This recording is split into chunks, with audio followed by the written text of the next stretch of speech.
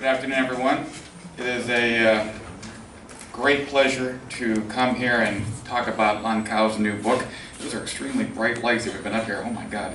I can't see any of you right now, so you could be throwing things at me and I would have no idea. I'm completely blinded. So Din, I am watching you, Din, so be careful, all right?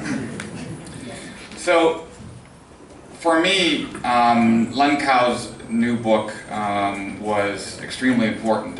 On its surface, her novel really is a book about war and casualties and the horrors inflicted on South Vietnam and her people.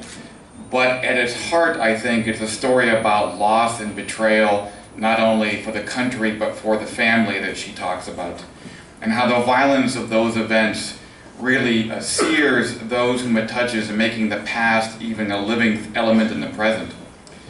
She alternates between her childhood in Saigon and her new life in America, and the author's main character, Mai, recalls the terrible happenings in South Vietnam, beginning with the assassination of President Diem.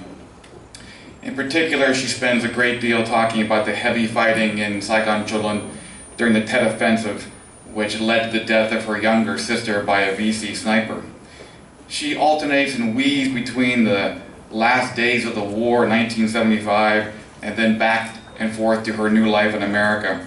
She draws very heavily, I think, on her own experiences growing up in Saigon and her family, which makes the novel both semi-autobiographical yet interwoven with large amounts of fiction.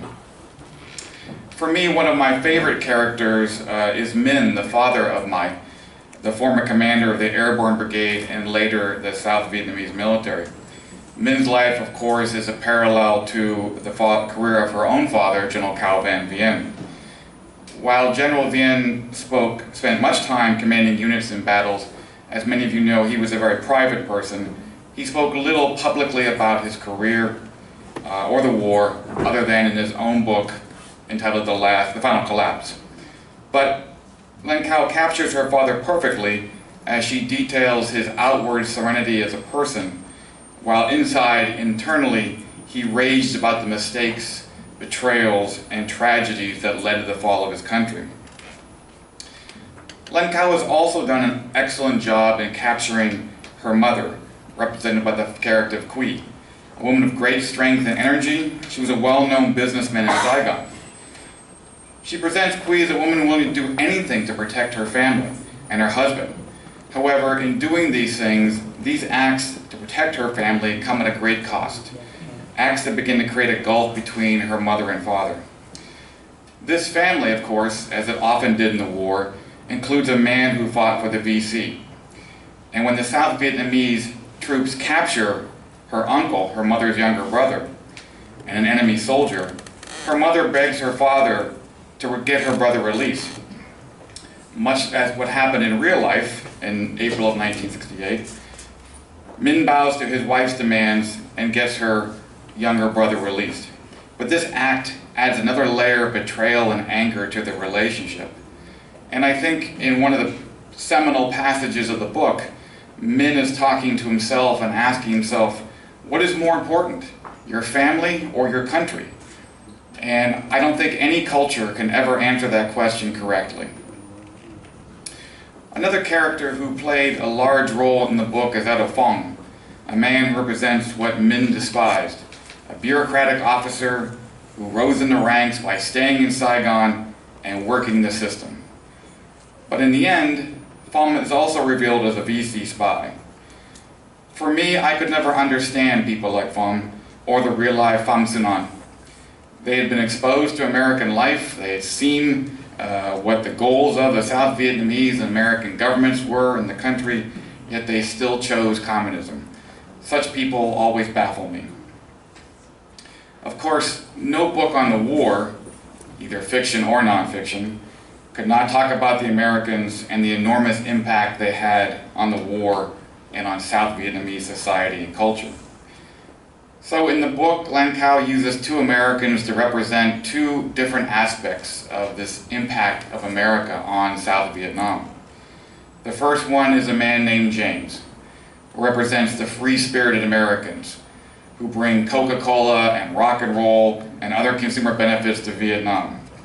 These new items and the vast American presence bring serious changes, both good and bad, to the traditional Vietnamese society. We also see Cliff, Min's military advisor and a close friend of Min, a man who depicts the best parts of the American efforts to help South Vietnam. But in the end, Cliff also betrays Min, perhaps representing for Lan Cao how many Vietnamese feel about America's betrayal of them and their country during the final hours. Lastly, for me, the book was very personal, as I felt Lan Cao had given me the chance to have one last conversation with my old friend, General Cao Van Bien. Not to say goodbye so much, but instead I felt like she had invited me into her home to talk once more with her dad, to hear more stories about his long and amazing career. For most Americans, even students of the war like myself and Dr. Sorley, the South Vietnamese side still remains a bit of a mystery. We rarely get a chance to see how the South Vietnamese military and people interacted among themselves. So for Americans, it is important for us to understand not just the war and how our allies thought about it, but how it made impacts on them and their families. As perhaps one of the last Americans to interview General Vien, I found him to be a kind and open person, yet at the same time guarded about his role in the war and his views of others. So therefore I owe Lan Cao a debt, because she presents insights into her father, his career, and his thoughts and emotions that I did not know.